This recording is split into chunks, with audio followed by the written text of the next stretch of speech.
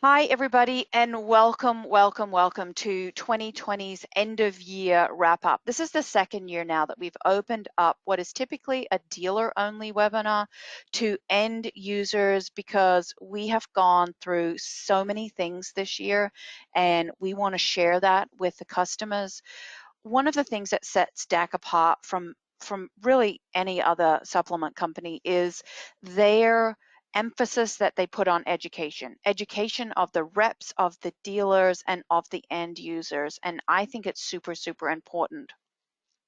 I mentioned, this has been my mantra for this since March. If 2020 was a scented candle, it would be burning porta potties. It has been a tough year. Anybody who's got kids and you've been homeschooling or, just the restrictions, it's been very tough. But we've made it through. We're nearly to the end of 2020. And I want to say that DAC has had a fantastic year. You guys have been, really getting on the dealers, your dealers have been getting on these webinars. They have been staying educated.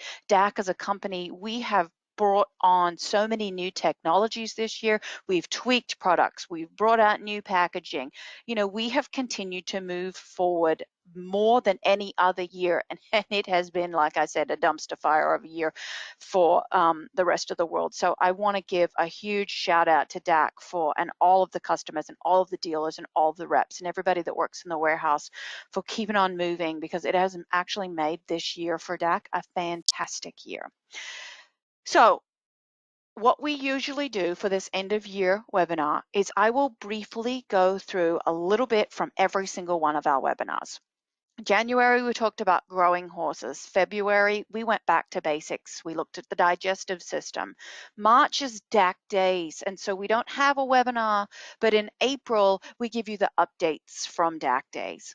May, I literally went through every page of the catalog and we discussed the catalog in detail. The catalog is it's a resource. It's not just a place to advertise products. For customers and for dealers, I have tried to create that catalog as a bit of a DAC Bible. It has information in there that will help you select the right product for your horse. What are all of the nuances and niches about each different product? What's the feeding rate? So what sizes does it come in? So there's so much you can actually learn about each of the products by just going through the catalog. So we went through that in May. In June, I get a lot of the same questions over and over again. So I put together, it was called the DAC Facts, or the frequently asked questions, and we went through the 4 pages of frequently asked questions that I get, and we chatted about every single one of them. In July, we updated another product, the racing formula. We added a new technology to it, and so we discussed that. In August, we talked about sick horses. Sometimes we really neglect the nutrition of a sick horse. We know that we probably aren't doing exercise with them. We know that they have to go up on a layup. Maybe they're getting drugs and medications, but what about their nutrition? Can the nutrition affect the sick horse? In October, we are very preemptive when it comes to feeding our horses, or proactive. So October was when we started thinking about winter feeding.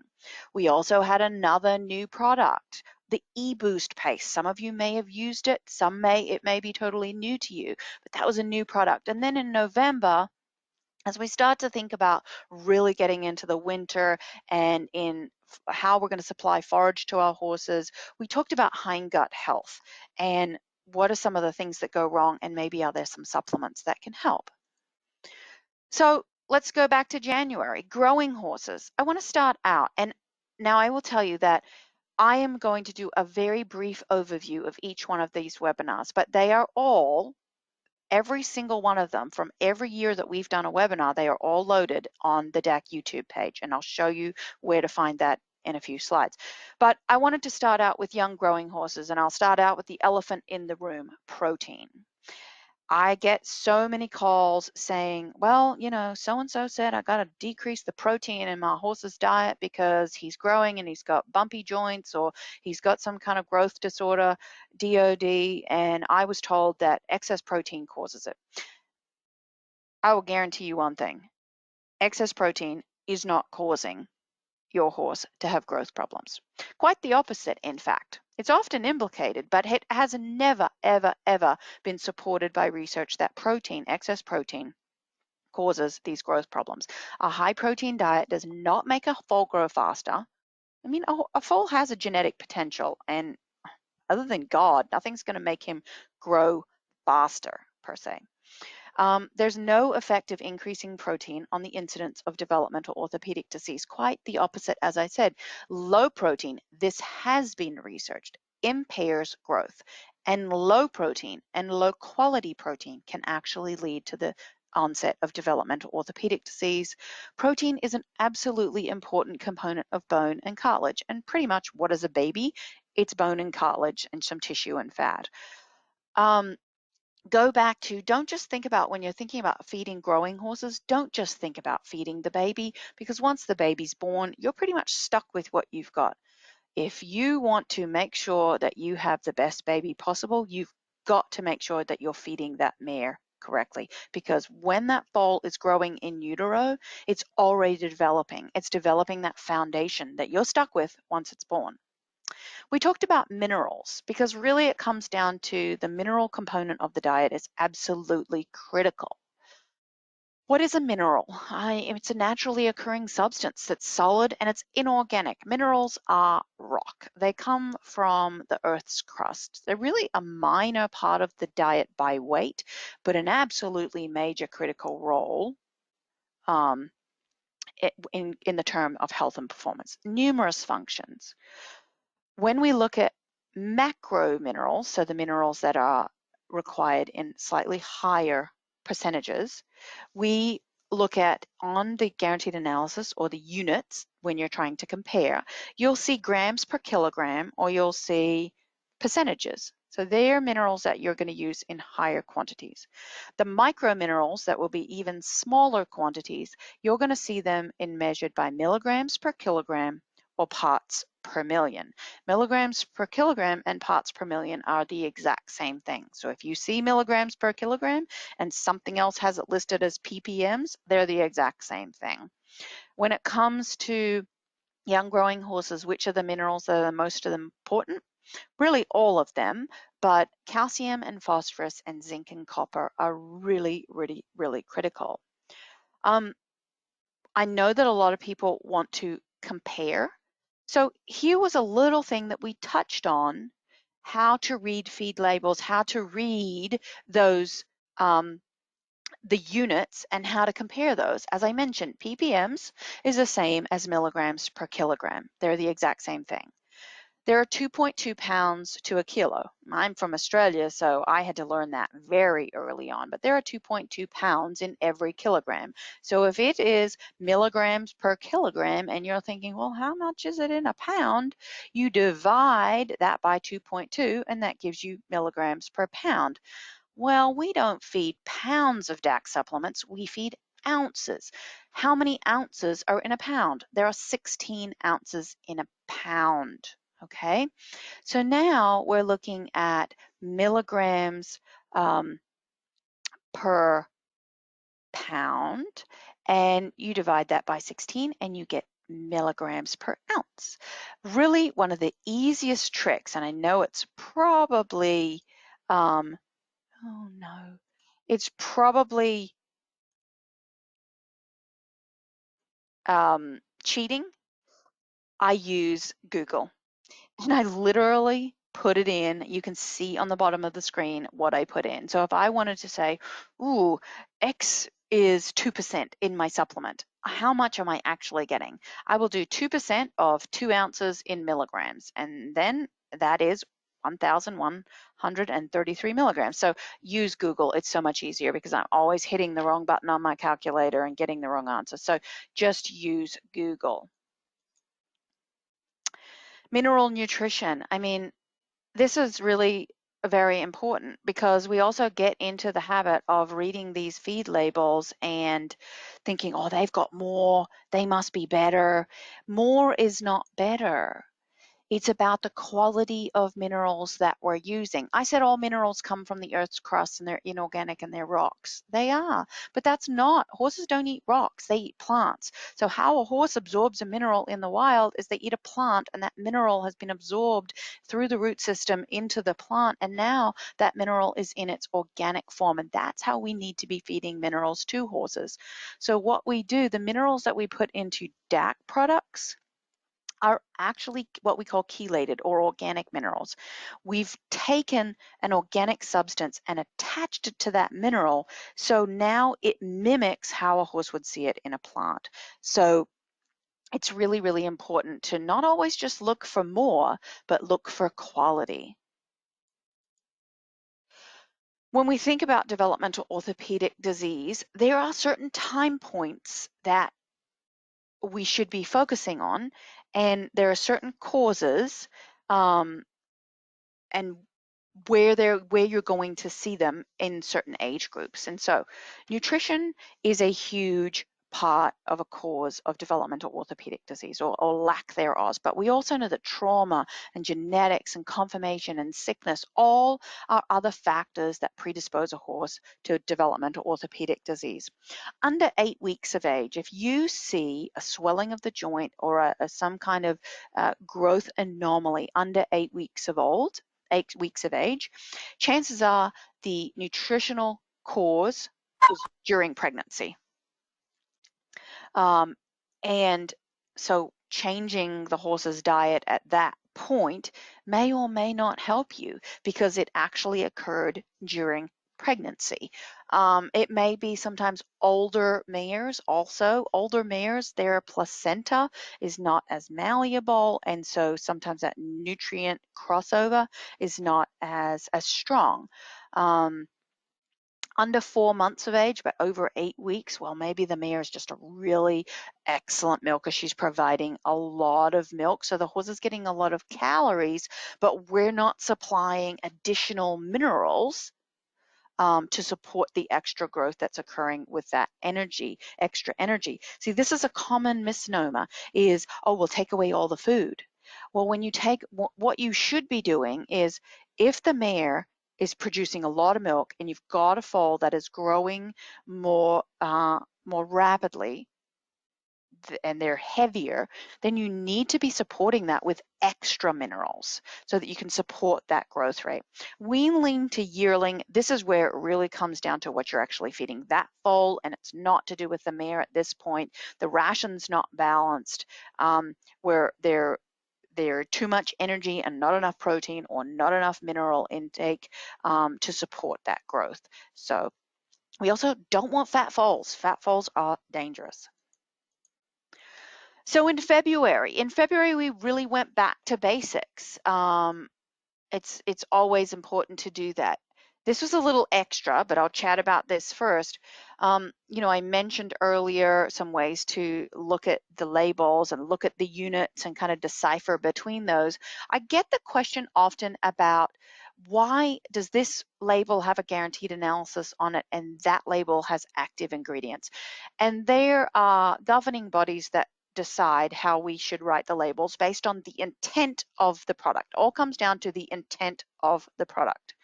Supplements designed to provide nutrition to the horse. Say the colt grower, for example, is going to provide important essential minerals and nutrients to that horse.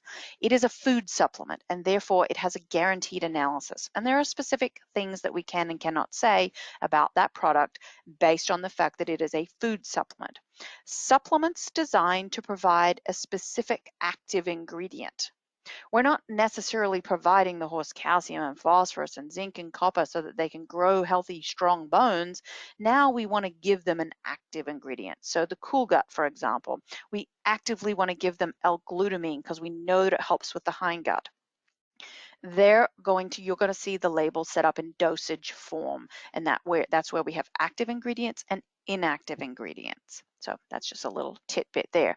But we went back to basics and we really talked about the digestive system. And I think for anybody new to horses, anybody that's been around horses a long time, it's always great to go back and rehash the digestive system. Because I feel like sometimes we get lost in the weeds and we're constantly trying to fix problems, but we don't know what we're going back to. What is normal? How is the digestive system supposed to work so that we can always go back to that? So this is a diagram of the digestive system. You can see I've got circled in yellow there the stomach. It's tiny. The long squiggly thing that looks like a garden hose, that's the small intestine. And the big fluffy thing at the end, that's what we call the hindgut of the horse, which is made up of the cecum, the large colon, and the small colon. Now the stomach, as you can see, is very small. There is acid in the bottom part of the stomach that breaks down food. But that acid can build up and it can splash up into the top part of the stomach and cause gastric ulcers. The small intestine, it's about 70 feet in length. There are enzymes here that continue the breakdown and digestion of food particles. Now, we are going to have carbohydrates. Sugars and starches are meant to be digested here. There's an enzyme called amylase, and we know that it is responsible for breaking down those sugars and starches.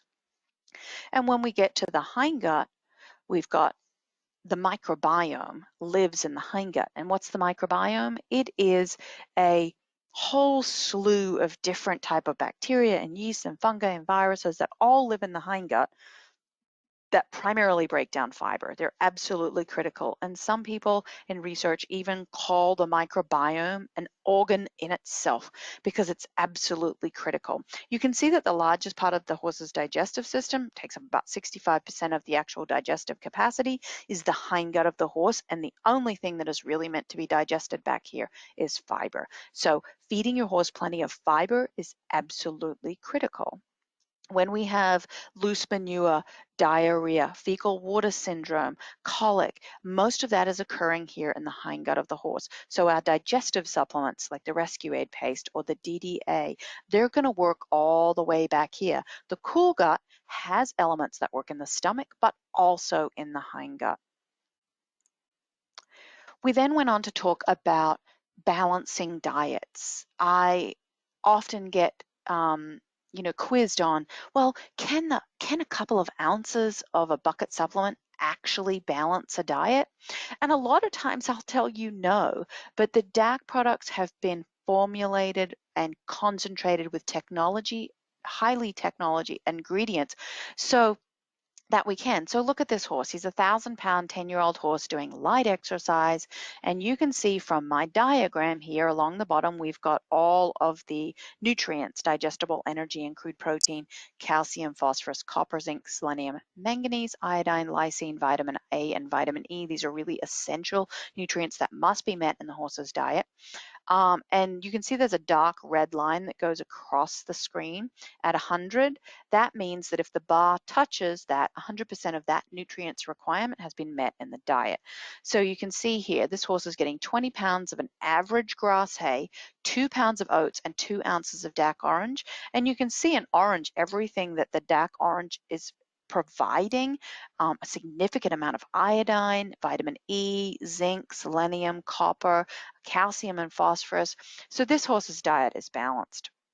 If we look at a horse doing moderate exercise, now we're going to bump up the amount of oats because he's doing more exercise. We need to feed him more energy. He's probably got a higher protein requirement, so we've switched him over to a grass legume mixed hay, but we're doing 2 ounces of total performance. And again, still the diet is balanced.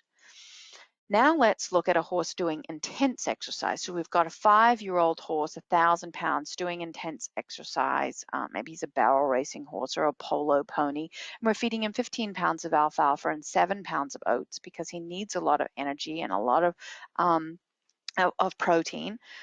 And we feed him 4 ounces of a product like Platinum Performance that's got a little joint in it, a CJ. And you can see that the Platinum Performance is just not cutting it when it comes to copper, zinc, selenium, manganese, or iodine to fully balance this horse's diet. So if you want to not add a grain concentrate and you want to rely on a very simple diet and utilize one of these bucket supplements, then you can't obviously use this particular product.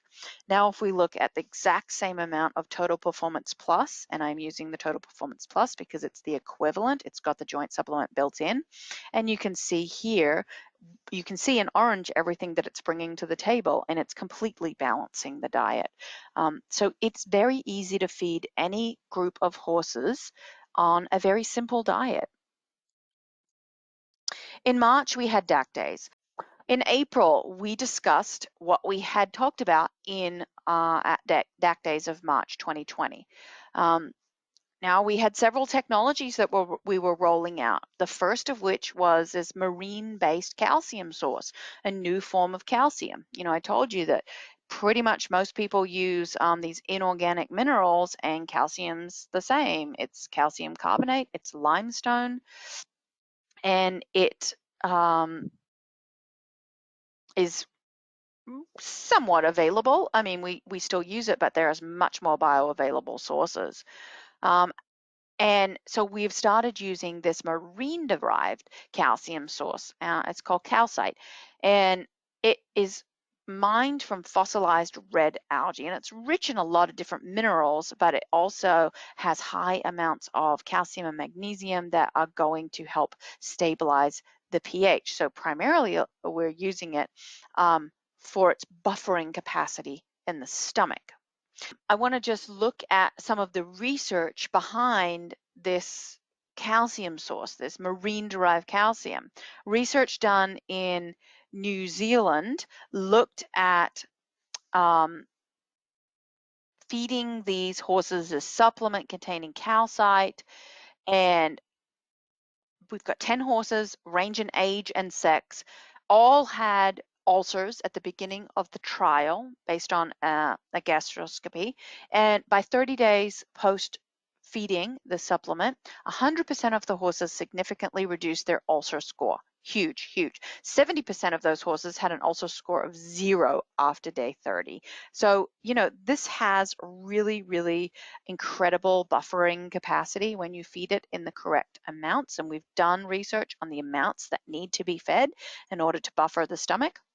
But there are other benefits that have by others not really been evaluated, and the research is there to show that, okay, where else in the body do we use calcium primarily? And we use it in bone turnover. And osteocalcin is a measure of bone formation or bone turnover from cartilage to bone.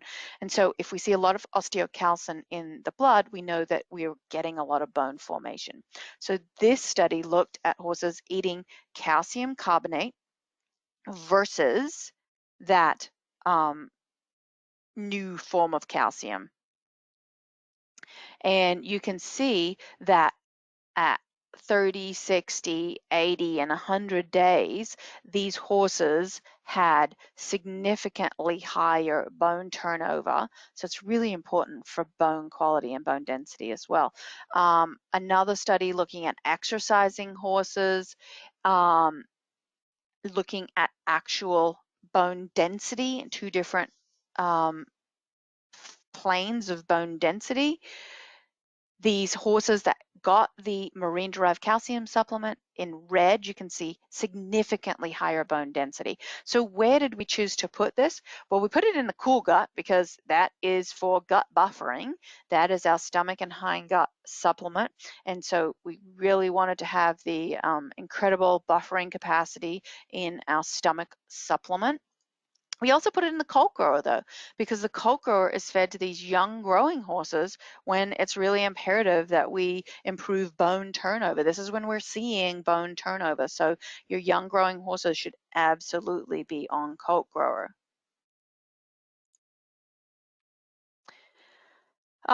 We also looked at some comparisons of another product that was launched 2019/2020, and that was the DAC prebuff. And it had gone through several iterations, and we have our final formulation. You know, it started out having magnesium in it, but we removed the magnesium. If you compare it to other similar products on the market, the Basic Equine Health, Gut Health, and the Vita Royale, they both use calcium carbonate and not this novel form of marine-derived calcium. Purina Outlast and the DAC Prebuff both use the calcite. The DAC Prebuff also has threonine in it, which is an amino acid that is going to help with tissue integrity. We do not use sodium bicarbonate because sodium bicarbonate, when fed in too larger quantities, can cause kind of illegal benefits to a horse as far as blood lactate levels. So we did not want to put sodium bicarbonate in it. The feeding rate is about 60 mils across the board when it comes to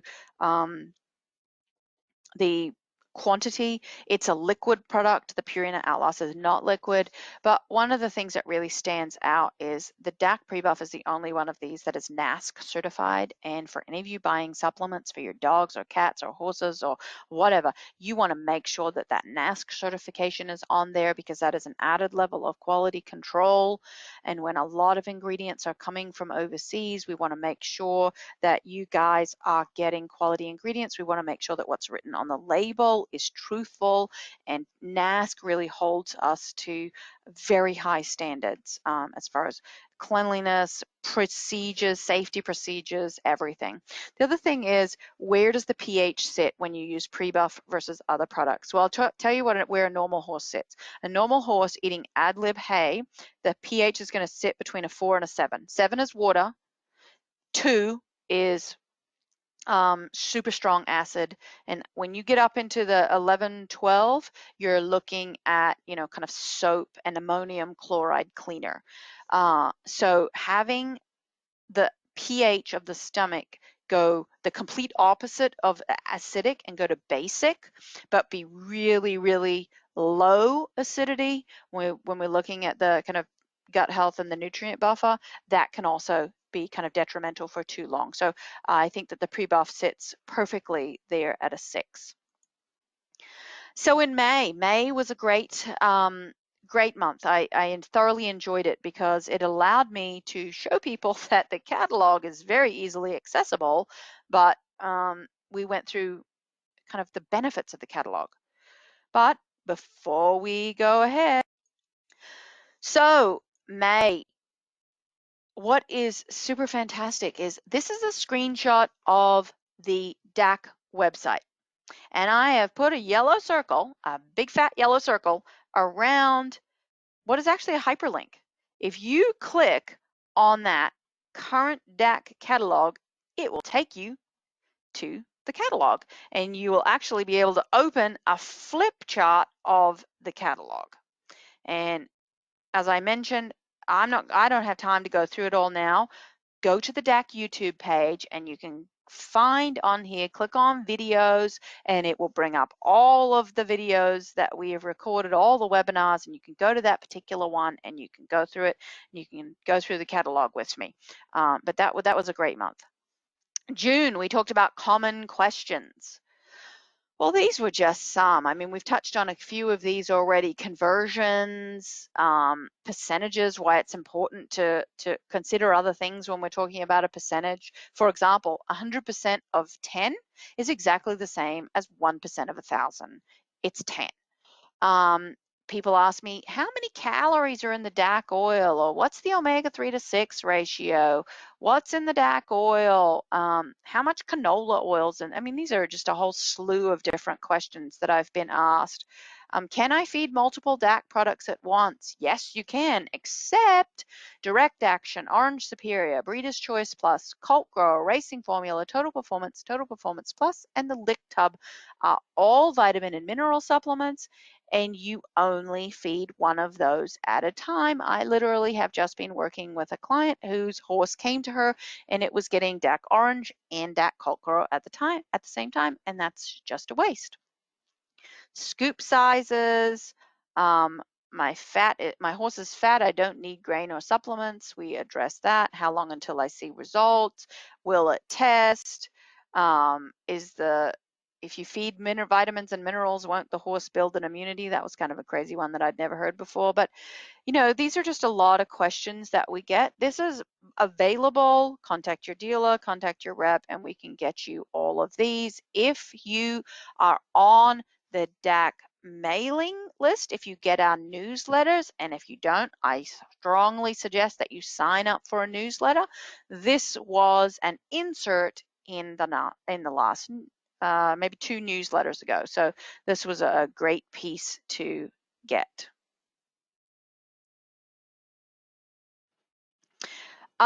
July, we had racing formula. We talked about racing formula. And okay, well, what does a performance horse need?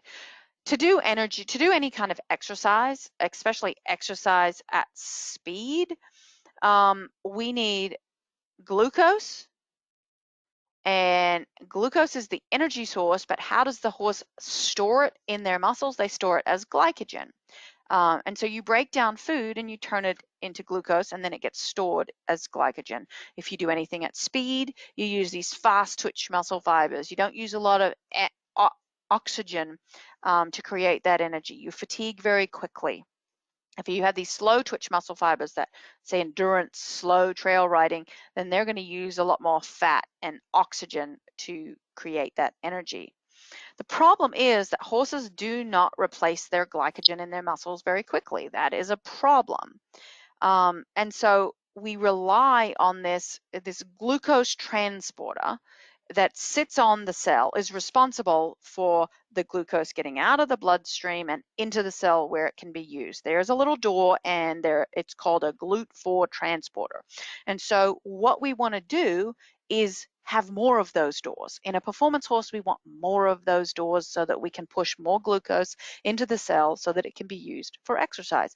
You can see here some research looking at the energy substrates that are used when a horse does moderate exercise. It's kind of 50-50, fat and carbohydrates. But as the energy levels go up, you're going faster and harder, then you're going to use more and more of those sugars, those carbohydrates. So we need to get more into the body so that they can withstand that higher level of exercise. And so what we found is adding an ingredient called chromium, a nutrient called chromium, to the diet actually helps you get more of those GLUT4, those little glucose stores, so that we can get more glucose into the cell so that it can be used for energy. The other great thing is a lot of times we do a lot of this high speed exercise in the summer months. That's a typical time of the year to do a lot of our competition. And so we worry, especially in the hotter climates, of heat stress. Well, when a horse or an animal gets really stressed, cortisol shunts that glucose away from being able to use it for performance, and it takes it to use it for that stress or that heat stress. So if we've got more glucose going into the cell, there's more available to manage heat stress as well as also perform. So chromium actually has a huge component helping with heat stress.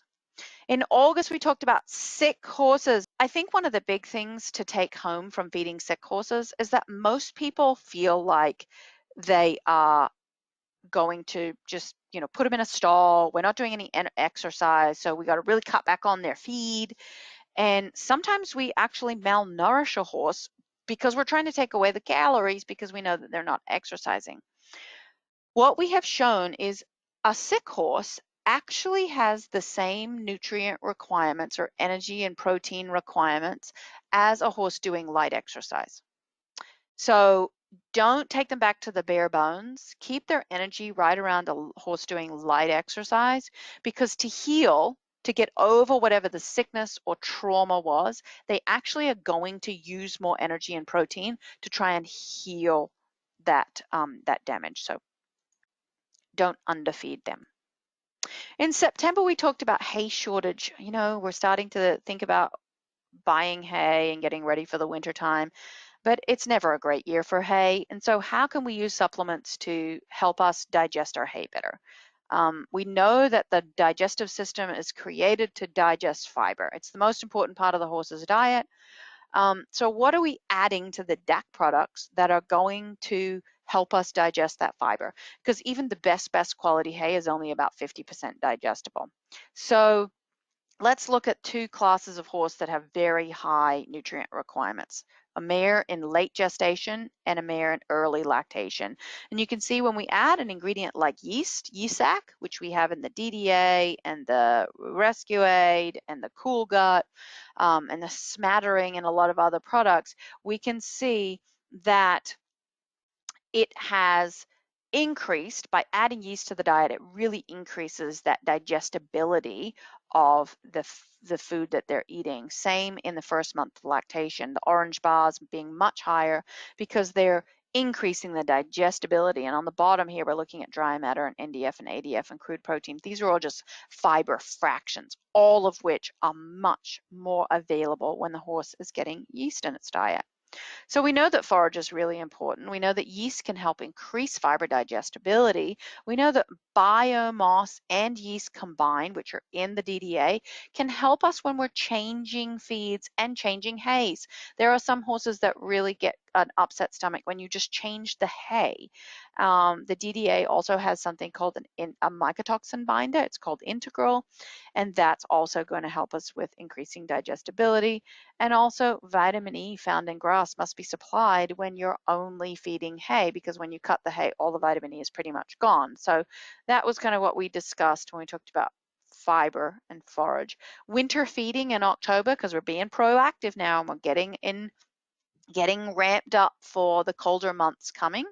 And the first thing we think about is, oh, I've got a senior horse. He's a bit thin. How are we going to boost his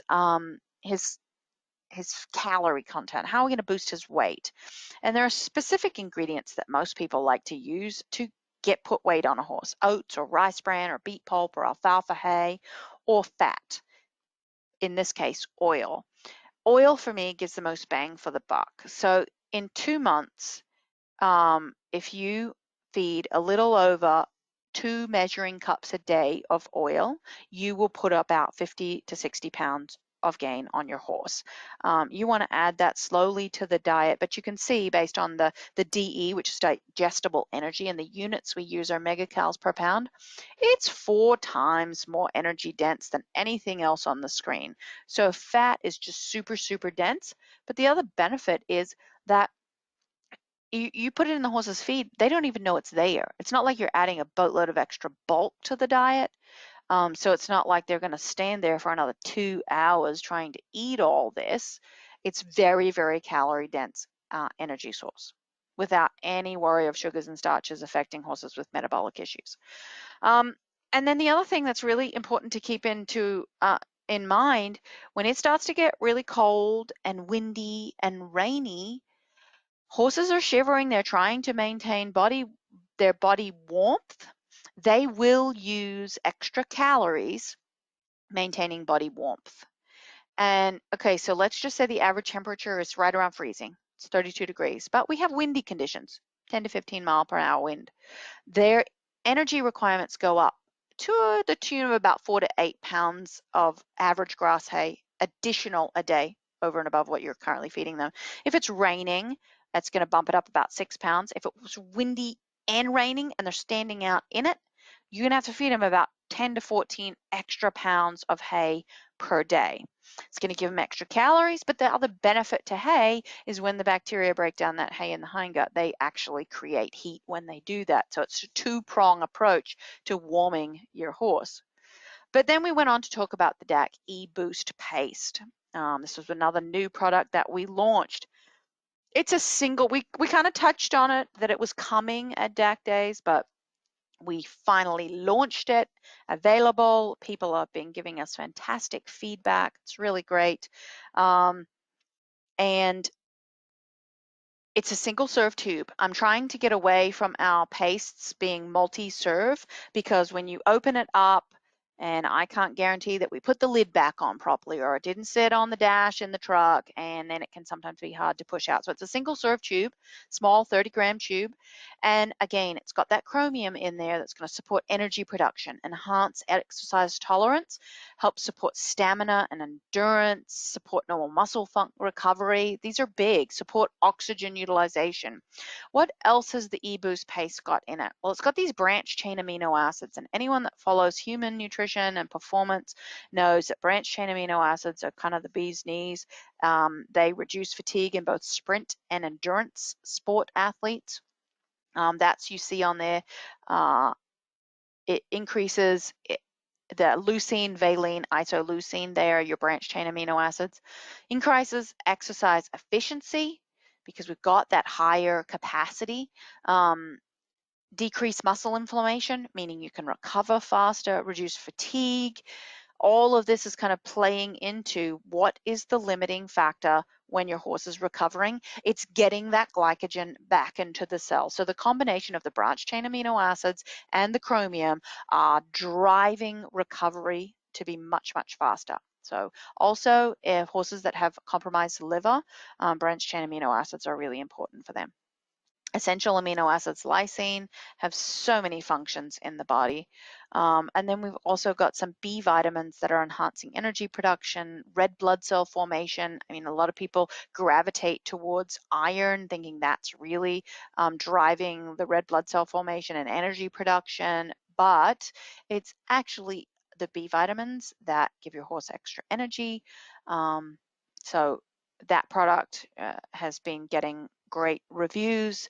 You're going to feed that prior to exercise or post-exercise if prior to is not something that you can do in your discipline. You know, 1 tube a day. There's nothing in it that will test. It's all naturally occurring ingredients.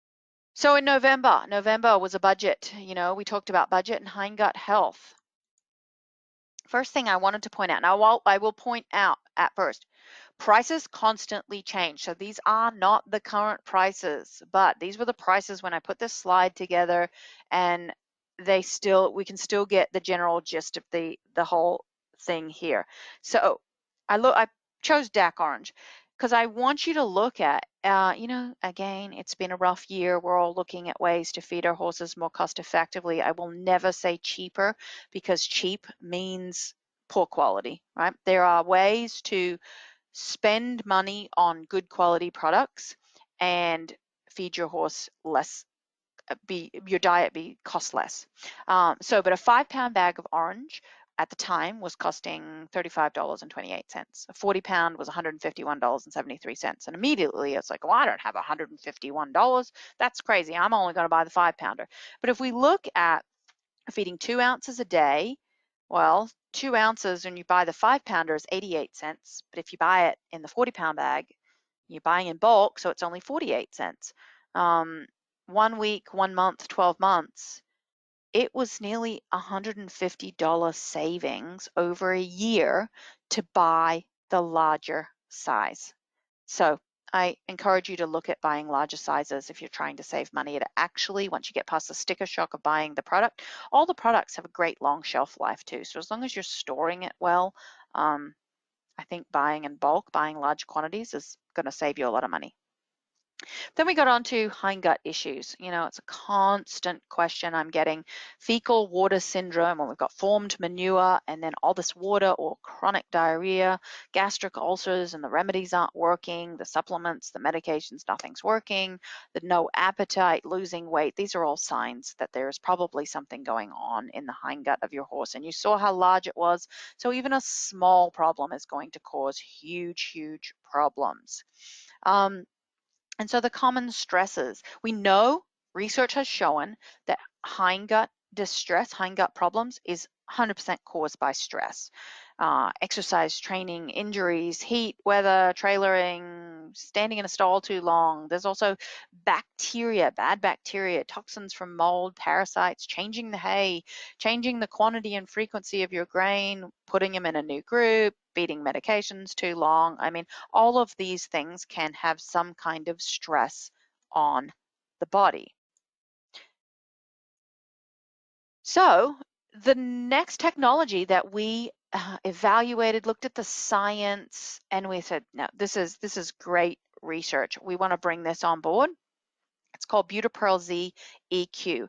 And what it is, it's butyric acid encapsulated in zinc. And what's happening is if you look at the intestinal wall, there are these little cells, and in between those there are gates, or we can call those, fancy word is tight junctions. And unfortunately, when the horse is stressed, those little gates are constantly open and junk is leaking in and out through the intestine into the bloodstream. In a healthy horse, those gates are closed and they only open to allow digested food particles through. And so what we see is this leaky gut issue. Butyric acid strengthens those gates. It's a volatile fatty acid that's made by the bacteria that live in the hindgut. So it is nothing fancy. It is a naturally occurring ingredient in the hindgut that the body, when healthy, will use.